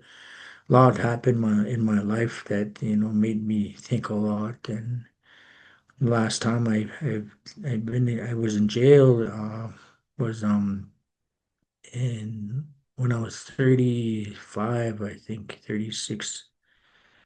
And I was in for armed robbery. And I did a lot of crying there. Not that I was locked up and stuff, but a lot of made me think of a lot of stuff I didn't. A lot of stuff is what I did to my first partner that I had kids with. We used to fight a lot, and I used to do a lot of, I learned it from my dad. I used to be very abusive, and, verbally and physically and stuff. Because I watched my dad do that to my mom, and I almost passed it on to my kids. I almost until when I guess that was a good thing to make me sit there in jail to think about it. I cried a lot from my partner, my first partner, what I did and stuff. And by the time I came out of jail, I seen her, and I basically cried to her, and I gave asked her to forgive me for the way I've treated her, the way I was and stuff. And after that, she forgave me, and something, after that. So I don't know, if something happened. I didn't have the urge to do that anymore, and I wasn't like that person anymore. And now I respect that woman today. Now to this day, she's still my friend. we're not together, but she's one of my best friends in my life right now. And I have a new daughter with a new partner, and she's very how do you say it, mature about it, and just just a good person, I'm trying to say. But anyways, yeah, I have struggled with at first, it was alcohol, and then I had my prescription, and going towards my 20s, and in my 20s prescription, and then crack, and then up to my 30s, and then I started getting into crystal meth, and all those times I was in and out of jail and stuff, and treatment centers, and I've been in treatment about 16 times, all court ordered, and I've never really took it seriously. I even used to just go to treatment just for vacation, like I felt, I would go sign up for treatment, and all inclusive and stuff, food, but no. But yeah, I didn't take it seriously. And but yeah. And um and then this last treatment I've been to is in Bonneville. It's only 28 days. I've been in treatment almost everywhere in Alberta, and Sunrise, where they have, from 8 a.m. to 8 p.m. back to back, meetings, meetings, meetings. But this one, it was Bonneville it was during COVID time too, when they'll have one program in the morning and then one program in the afternoon. After that, you just get to sit around and do nothing. But I made that program work for some reason. When I made it work, and because I really wanted to change, I really, I was struggling with crystal meth, with psychosis, and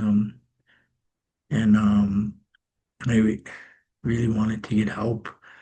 I've I talk openly about my mental health, because I was a crystal meth user, and when I was on the street, I would, I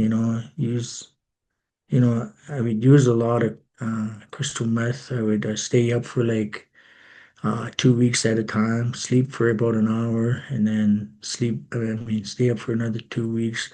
Eventually, it started to give me some mental health issues, psychosis and stuff, and starting to hear voices, screams and stuff. It really freaked the shit out of me, and it took me a while. I was too much, I had too much pride to even go to the shelters in the beginning. I would stay up at Tim Hortons, the train stations. I would even camp out in parks and stuff. And I just didn't want to be seen at the shelters, and I was just too embarrassed to, to be seen at shelters. And when I went, I was really tired, I was hungry, cold. I just, my mental health was really getting to me. So, and being on the street, I just didn't feel safe. And so I went to go get some help. And it didn't take me one try. Of course, I kept, a few tries, and eventually, and I started to, uh, eventually this last try, I at Alpha House Detox Center, I made it work. I went to treatment. And I went to sober living. I didn't I wanted to get my own place right away, get my own place and start working. I had that idea. And most a lot of people are like that now, okay, I go to treatment, get my own house, right away. But this elder at that time where I connected over there suggested, go to treatment and go to sober living and slowly transition into your own home, get some help. I didn't want to, so, but, they still brought me to this place called Calgary Dream Center. It's a sober living place, and I didn't want to go there, but I just went with the flow, and I stayed there a year and a half, and Oh boy, I learned a lot, I learned a lot. Um, because, growing up, I always depended on my mom. My mom did everything, she paid for everything, clean up, cook. I was over 30, and when my mom passed away, she passed away, and I couldn't take care of myself. So this place really helped me a lot. I went to, taught me how to come back at a certain time, sleep at a certain time, to have three square meals, to be cleansy, clean up. Even jail helps you like that too, but this it helped me a lot. I went to from Monday to Sunday. Uh, I was really going to programs, workshops and stuff like that, and then I started, all I had in the beginning, I had no support at all, and I have my reserve is like 30 minutes, 45 minutes away from here, and I have family there, but I had no support at all, no, back then I thought, I thought my family hated me, and I had so much grudge and so much hate towards them, and but now when to this day, my family back home are reaching out to me, sending me messages, saying I love you and proud of you and stuff. And here all along, they just wanted me to do good and to sober up and do good in my life. And it's just it's just it just shows that way of thinking is different. It's just like when I was on the street, I used to think, oh, God is punishing me. God is punishing me. I would always say that. But here, it's Creator's just, mm, Creator actually is loving you, is letting me go through this, homelessness, these struggles for me to understand that, the way I'm going is it's not good. So, but back then I didn't know nothing. I just said, "Oh, God hates me. God is punishing me." So I- I've learned a lot in my last 6 years of my recovery. My view on things. I pray. It's like Augie. I pray a lot. I have to live a certain way of life, and that certain way of life is, get up early, smudge, pray for my food, pray for others. By the end of the day, say thank you for the day. I have to live that way of life in order for my recovery to be strong. And Maria, I wanted to mention, that like I didn't grow up with my culture, and I grew up with Jesus pictures on the wall. My back home is kind of a lot of people are that residential school syndrome, with they're Christianized and stuff, and so I grew up with my my grandparents talking about Bibles and stuff. But when I sobered up 6 years ago, I started to walk the ceremony way of life. I started to go to ceremonies, and my first year, I went up to the mountains and I fasted for 4 days and 4 nights, and something about sitting out there, your body just starving. It reboots my mind where I was really struggling mentally. So I did that for 2 years, and it really helped with my way of thinking, culture. My view and think has really changed because I have owed a lot to culture and stuff, and getting the sweat ready, picking rocks, just chopping wood and stuff. Something. I was one day I was thinking, how is this helping me? And then I thought, picking up the rocks and you're sitting there watching over them. It's like, okay, I'm watching. It'll help me watch over my own family and watch over the community and stuff like that.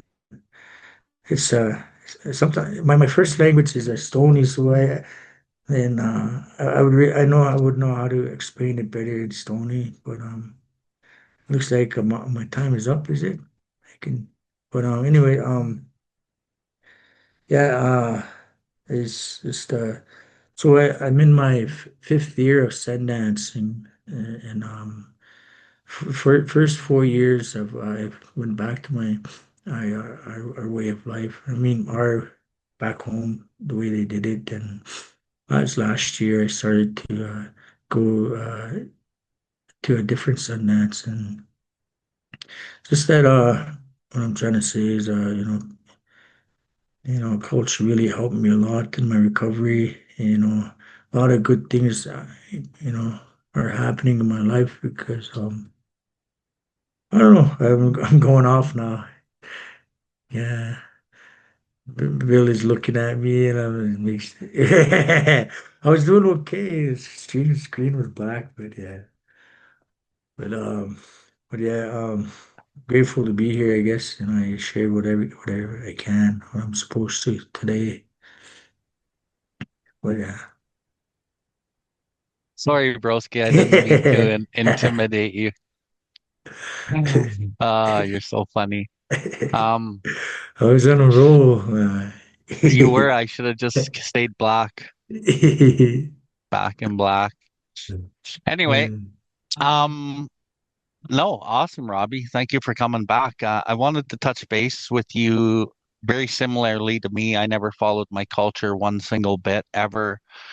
I didn't even know one Indigenous person till I was actually 43 years old, which was my second year of recovery. And I That know was a you're while back 50, ago.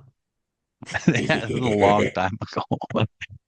And I know you're a 50-year sun dancer. I'm a 50-year sun dancer, and like ceremony has really brought you and I close together.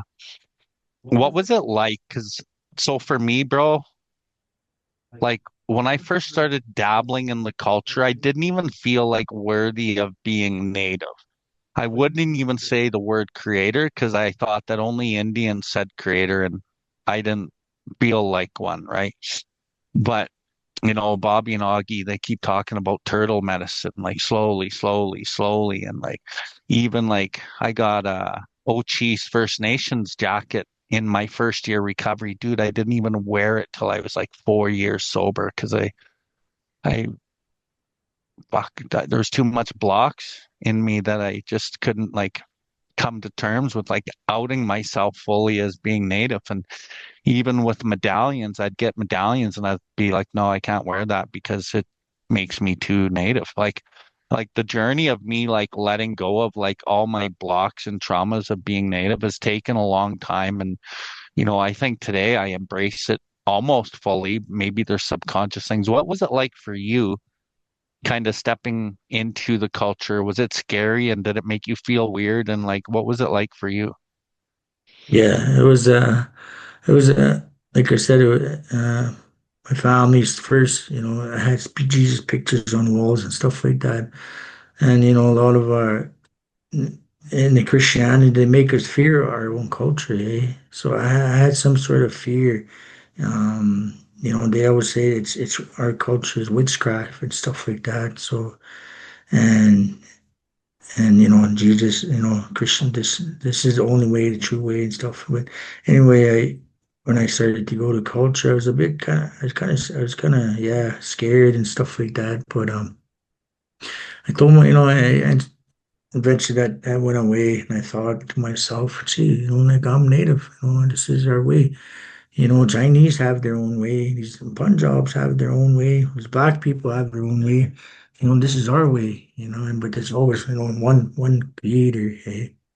I remember when I first even back home in the community, I first Sundance back home. And they know me from that's they I was bad influence and nobody wanted to hang out with me. And then now they see me at the Sundance trying to help out and stuff. At first, I kind of got that cold shoulder and that face. What is this guy doing here? But I kept going the second year, the third year, and then they started to talk to me, and but making those Sundances is really hard. That first Sundance I made was like I was puking, I was crying, and like just like it, even just making it, you get that it's healing, eh? And I was just puking all that toxins out my first Sundance, and and on the second one and third, I started to get kind of a little bit of respect back home. And the fourth year, they even acknowledge, my name, and which is something different back, for me, a lot different, because I was always looked at as a bad person, this a bad influence. And for them to acknowledge me at the Sundance was, something very important, very, it's overwhelming for me. It made me, kind of made bring a tear in me. And but yeah, I started to get that respect from my own community like that, which I always wanted, back home. Mhm. And now when I go back home, I feel good now, not like an outcast no more. And I can go home and people are, I just go to the gas station, people are happy to see me, shake my hand, even in chief and council come up to me and shake my hand and stuff and talk to me. But yeah, it's a big change in my life, it's very, very big change. And yeah. Mhm. Yeah, awesome, awesome. Thank you, Robbie. Um, yes, Wesley, this is Robbie who took his 6 years at Sonota, and somebody else had something here. Just one sec. Samsung S908W Wesley. 9088W. My son is in Trinity House right now. My older son is going to Vancouver TWC. This helps me. As a parent, I'm here to support my children as always, but recently started struggling. Um, that's very beautiful, Julie. Thank you for your message. And everybody who chimed in on the group chat and everyone who was here today to hear some stories and get inspired, or maybe even like have a look at our own selves and like what path we're on. Funny thing, Julie, is I do work with Trinity House. I just came from there. I spent a week up there. I do Zoom calls with Trinity House every week, and that place is doing some amazing things. So your one boy is for sure in good hands, and best of luck to you and your struggles. And not to promote myself, but there is a podcast that I do called the UDR Cast. It's on Spotify. If you punch in the UDR Cast, it's a 12-step based, but it also has a lot of like interviews that are not 12-step based. And then my YouTube channel, Billwardlife, also has the same content and more content. And I say this because, Julie, it's been very helpful to people struggling, gives them perspective, motivates them to maybe do some of their own work and whatnot. So, all the best to you, Julie. Blaine has his hand up. I'm gonna say, does anyone have anything for Robbie Daniels? A shout out or questions? um, get in the queue and we'll get Blaine to unmute himself and go ahead, Blaine. Hi, Robbie, Bill, Blaine Attic.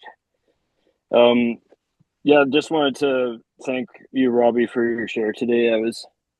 This is not the first time I've heard you talk. I've listened to you quite a bit, kind of through those podcasts and other things. And yeah, especially thanks for today. I was walking through the Sutina Costco's and listening to you. I didn't get stressed at all, so it was great. But I did pick up on a few things today that I didn't know about you. Is that you had a new baby? Congratulations about that. And I'm just kind of curious because and thanks for all the things that you do out there. I'm really have a lot of respect for what you do out there, Robbie, and especially the things you do with Sober Crew. It's a lot of humility I see in you in that, and just thought that I'd ask how you balance having a new baby and being a part of your baby's life and your family's life and doing all the things that you do in the community and all the service work and all the different things you do. I just thought I'd maybe ask how you manage to balance all that and still, be there for everybody and everything. Thanks again. Yeah. It is quite a change, and well, I often think about this, just recently too, like I'm used to, being alone and doing stuff alone and, just, and, I built up my home, this is my third home that I'm living at. And, uh, I'm used to just to my own thing, my own home. And then having a baby and being a father all over again is different. It's quite a challenge for me. I didn't think it would be like this difficult for me. I have three other children with my first common law, and I've only raised them since they're like 5 years old, and after that, they're all in child welfare. They grew up in child welfare, and something that really that I feel remorseful about. I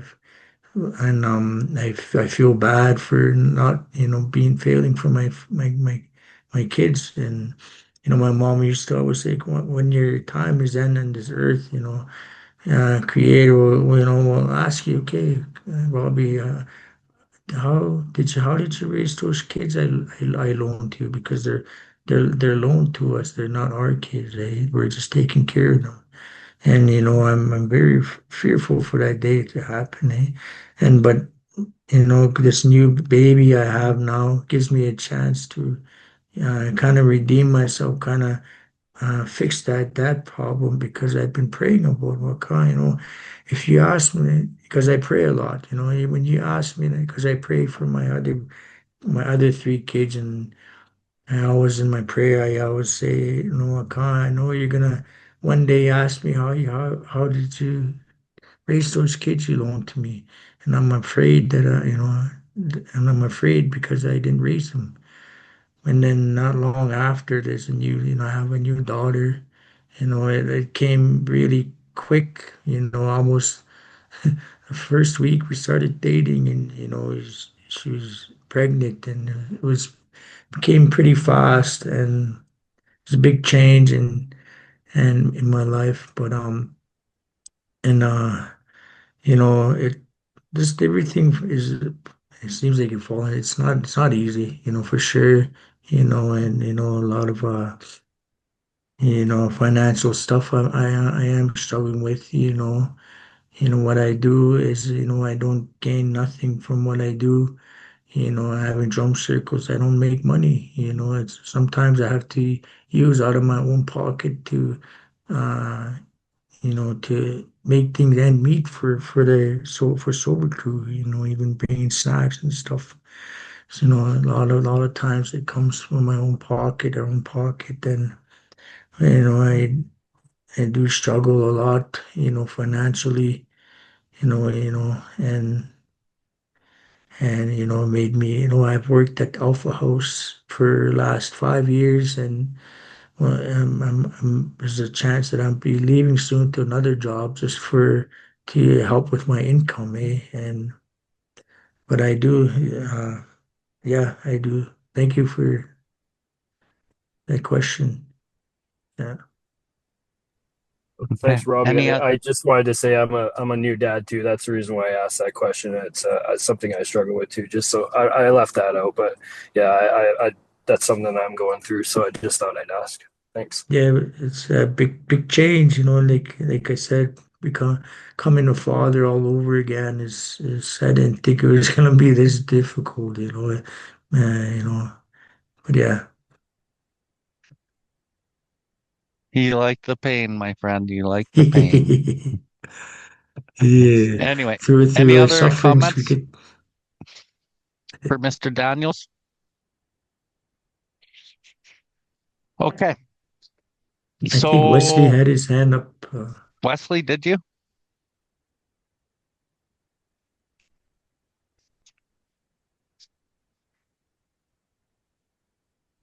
Here, hold on, you're muted. I'm gonna ask you to unmute.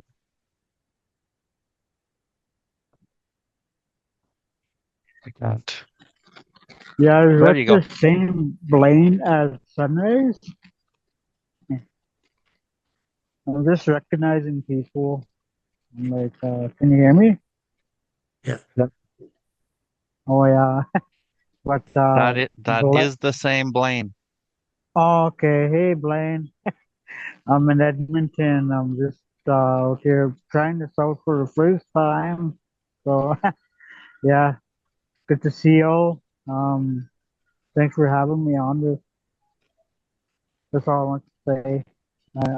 Yeah, Awesome, thank you. Leslie. Keep killing it, brother. Yeah. Okay.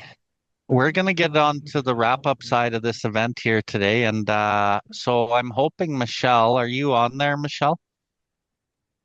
I am. Can you say a few words as a representative of ACFN and just whatever is on your heart or whatever? And while you do that, I'm going to get my computer set up for us four here in the studio to sing us out with a final song at the end.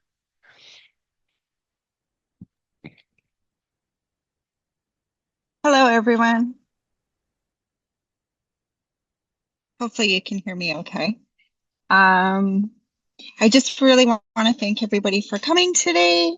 We're out on our top line getting ready for a youth culture camp that we do. So here's some of our bush. We're up here by Fort McMurray, and a couple years ago there was a wildfire that took out a whole bunch of the trees and things like that around here. So I just really want to say thank you to everybody that came today, and we hope, like Bill said, that more people will come. But I really believe, Bill and I talked about like just consistency. If you continue to have things happening, they'll come, and if even one person could benefit from all of these wonderful stories today, we're so happy to help support. And I was a little saddened by Robbie's comments about how people in sobriety are doing these things to help others and like using their own money, and it can be challenging. So if ACFN can help in any way by providing these sessions, I'm glad and hope that it helps. Is that good, Bill? That is amazing. I just Thank you want to so show you. much. I just want to show you guys my little granddaughter. Isabella, say hi to everyone. Say happy Saturday. Aw, Yeah, my little helper today. Marcy cho, everyone. Hope you have a thank you great so rest much, of your Michelle. Saturday. Bye. Bye. Okay, everyone. We have us four here in studio. We're going to kind of gather around and we're going to sing the creator song and we're going to sing four starts on it and then we'll shut it down. So thank you all so very much for joining us. 1, 2, 3, 4. Yeah. Let's move on. Okay.